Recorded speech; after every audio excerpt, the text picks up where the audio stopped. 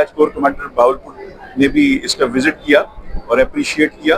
और हमारे पास बहुत सारे जो लोग मुख्तलिफ कम्युनिटीज से, इंडस्ट्री से, सॉफ्टवेयर हाउस से, वो भी मौजूद थे। हमने अपने सेटअप में ये किया कि एक छोटा सा रिसर्च का सेटअप बना दिया जिसे हमने केयर का नाम दिया है, और इसमें हम कोशिश कर रहे होते हैं कि इंडस्ट्री के साथ कुछ कोलैबोरेशन और इंडस्ट्री हमें कुछ प्रोजेक्ट असाइन करे और हम अपने अंडर ग्रेड से वो प्रोजेक्ट कंप्लीट करवाएं। हमारे जो स्टूडेंट्स हैं वो यूनिवर्सिटी में यहाँ पे पढ़ने के बाद अगर उनको आर्मी के साथ कोई कोलैबोरेशन मिलती है, कोई उनके प्रोजेक्ट्स इस लेवल के हैं कि वो आर्मी में यूज हो सकते हैं, तो वो आज कोर कमांडर साहब ने खुद विजिट किया है और उन प्रोजेक्ट्स को देखा है। उसमें अगर किसी स्टूडेंट्स के जो प्रोजेक्ट्स हैं वो अच्छे हैं तो उन्होंने उनको अप्रोच किया है।